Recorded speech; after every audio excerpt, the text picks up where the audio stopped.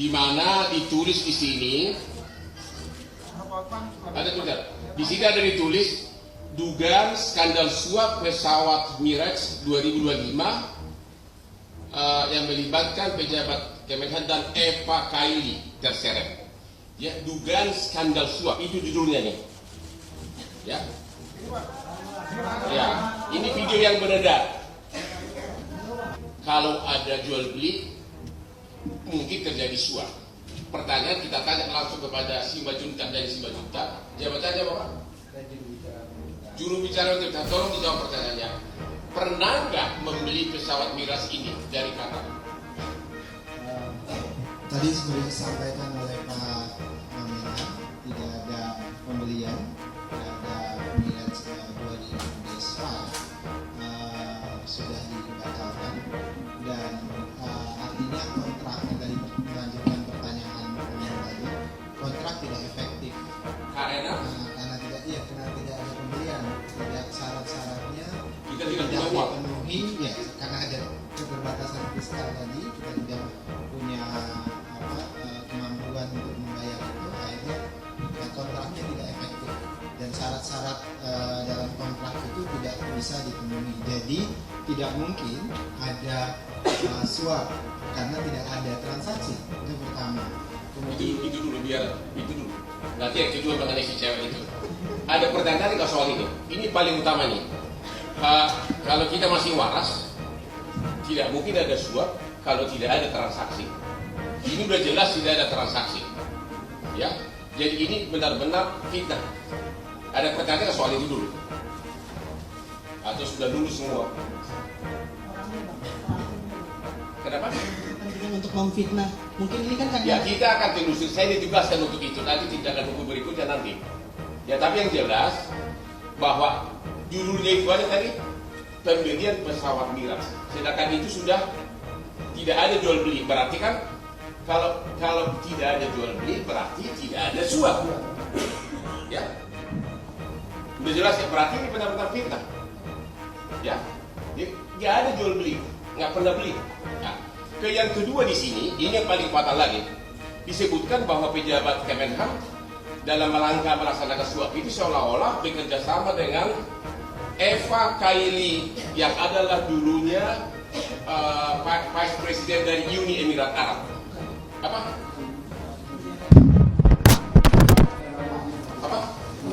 Oh, Uni Eropa. Uni Eropa, ya. Dia adalah Parlemen Uni Eropa, ya. Ingat, kan kita mau kaitkan, saya akan tanya nanti. Dikaitkan dengan cewek itu. Kontrak Mirage ini ditandatangani kapan? kontrak Mirage ini Dengan kuota. ditandatangani di 31 Januari 2023. Sedangkan Eva Kailani ini terlibat skandal di Uni Eropa, kemudian dipenjarakan itu tahun 2022. Jadi pertengahan. Jadi bagaimana mungkin kemudian ada komunikasi, Ya. apalagi ada keterkaitan. Jadi ini adalah upaya cocokologi karena ada ada skandal Ya. di sana, kemudian dikaitkan dengan Qatar, kemudian dikaitkan lagi dengan Indonesia. Jadi ini upaya fitnah dan hoak yang jahat sekali.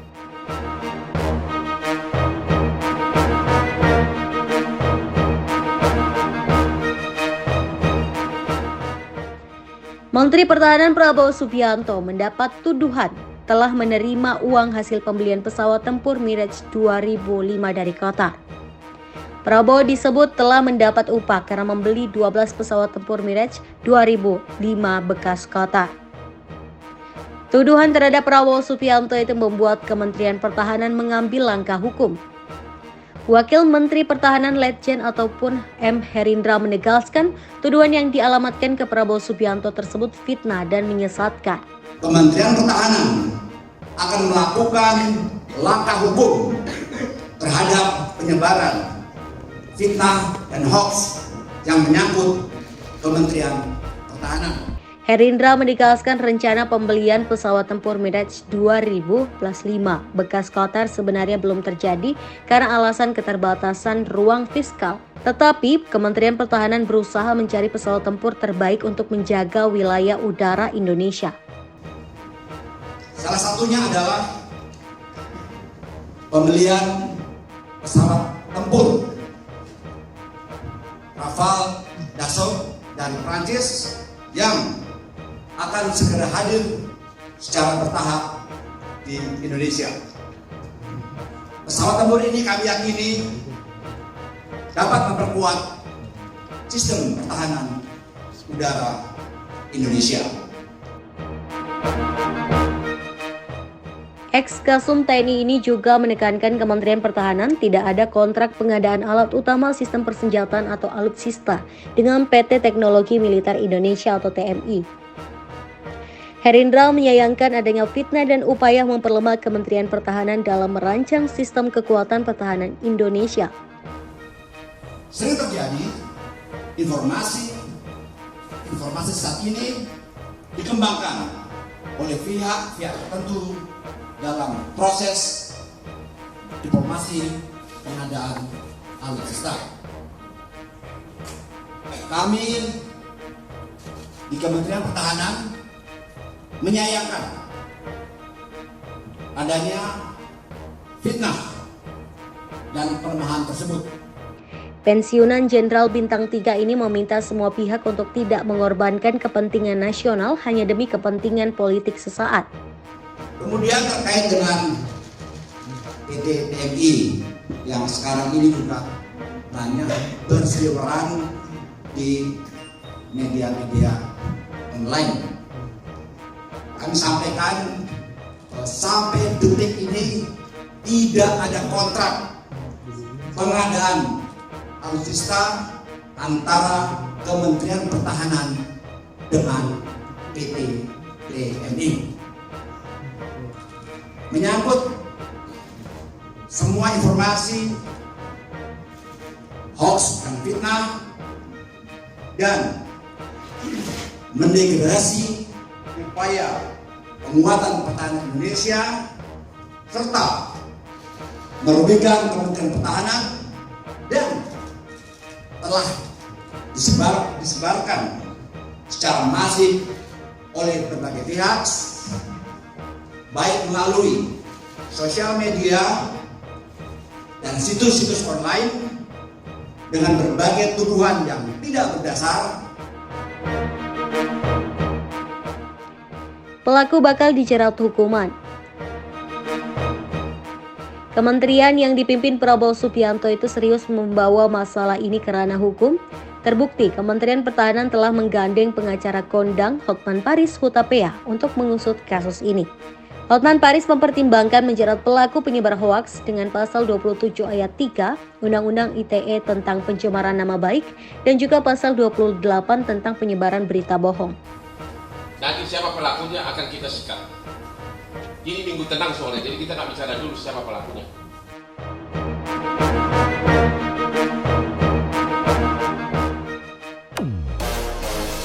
Jadi saya itu diminta ketemu Pak Rosan di tengah-tengah pergolakan ini mau menuju ke sini.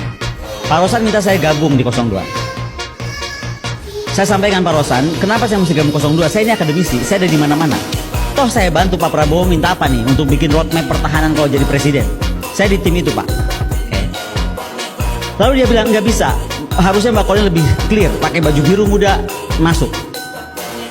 Dengar penjelasan dari Pak Ketua TKN Prabowo Gibran Pak Rosan Ruslani terkait apa yang beredar beberapa hari ini soal pernyataan saudari Koni Raha Kundini Bakri ya. Terkejut dan juga sedih juga gitu ya, karena ini datang dari Ibu Koni yang seorang akademisi dan intelektual yang mestinya tidak memberitakan berita-berita yang tidak benar, berita-berita kebohongan seperti itu. Kalau boleh saya cerita sedikit biar semuanya pada jelas ya, bahwa saya sebelumnya tidak pernah mengenal Bu Koni sebelumnya ya. Saya tidak pernah mengenal Bu Kony. Kemudian saya dikontak oleh Ketua Tim Media Pak Prabowo bahwa Bu Kony ingin bertemu dengan saya. Saya tanya untuk apa?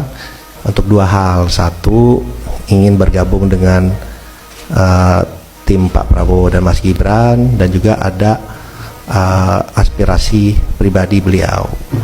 Saya bilang ya kalau ada orang mau bergabung tentunya saya selalu terbuka, ya kan. Dan kemudian beliau didampingi oleh ada satu orang lagi saya lupa, kemudian oleh Ketua Tim Media Mas Angga datang ke kantor saya. Itu bulan November akhir, ya, bulan November akhir datang ke kantor. Siapa sebenarnya Kony Bakri ini yang menjelang pencoblosan menyerang Prabowo dan Pak Jokowi? Kony adalah sang petualang, broker, alutsista, seks, dan perceraian. Nama Bakri di belakangnya itu tidak ada hubungannya dengan keluarga Bakri konglomerat pribumi yang bergerak dalam grup Bakri and Brother.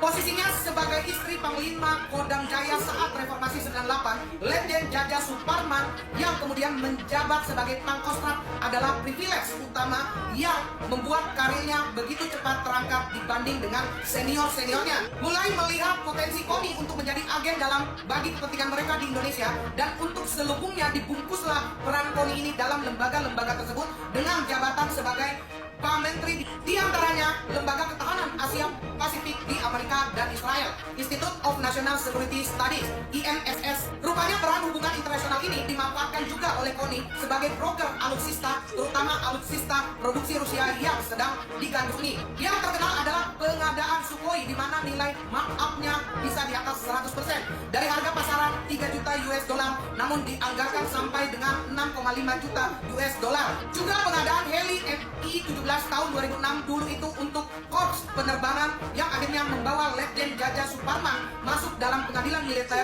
dan dipenjara atas tuduhan korupsi dan markup. Kondisi ini juga diduga penyebab utama dari perceraian Kony dan Jaja Suparman. Kony dilaporkan oleh mantan suaminya Purnawirawan Jaja Suparman yang tidak terima kabar perselingkuhan istrinya, dan bersama para penasihat hukumnya ia menemukan fakta-fakta lokasi tempat perselingkuhan AS dan Kony seperti juga yang diakui di dalam BAP. Nampaknya apa yang dilakukan Kony bukan sekedar rasa suka sama suka semata, namun bagian dari gratifikasi seks mengingat posisi jabatan AS pada saat itu, dan sebaliknya syarat dari Kony untuk memuluskan karir AS seperti juga yang tersurat dalam berita acara yang beredar. Namun harus diakui peran Kony sebagai wanita yang luas dalam pergaulan internasional termasuk faktor penting dalam permainan pengadaan alutsista di tubuh TNI, dan ia menikmati masa kejayaannya pada era Menhan Wiranto. Nasibnya beralih 180 derajat ketika Jokowi periode kedua memasukkan Prabowo Subianto ke kabinet sebagai Menteri Pertahanan menggantikan Ria Misat, di mana Prabowo langsung mengkat semua aturan dan skema lama yang merugikan negara. Peran broker alutsista ditiadakan dengan sistem pengadaan alutsista Q2Q, bukan dengan sistem kapitalis B2B seperti yang terjadi selama ini, sehingga matilah peran broker-broker pemakan uang rakyat seperti Kony dan antek-anteknya. Siapakah Kony Bakri? Kony ternyata lulusan dari Tel Aviv, Israel. Kemudian kesempatan saya menyelesaikan pendidikan saya S3 di Tel Aviv dan Yerusalem. Akrab dengan Panji Gumilang, pendiri Al Zaitun. Di sini ada perwakilan Yahudi, walaupun belum diterima. Rasa kemanusiaan lu kenapa muncul pada saat Palestina ya? Kenapa kalau Palestina lu tiba-tiba jadi pahlawan kesiangan? Itu my question gitu loh. Kenapa kalau Palestina tuh langsung kayaknya semua jadi pahlawan? Itu yang gua nggak terima, karena Oh, ini yang bikin dia tidak punya rasa kasihan sama saudara-saudara kita di Palestina. Oh, ini sebabnya dia terlihat seperti pro-Israel. Dan anggotanya tidak pakai dipilih, tapi seluruh terwakili. Di sini ada perwakilan Yahudi, walaupun belum diterima sebagai agama resmi. Mudah-mudahan sebentar lagi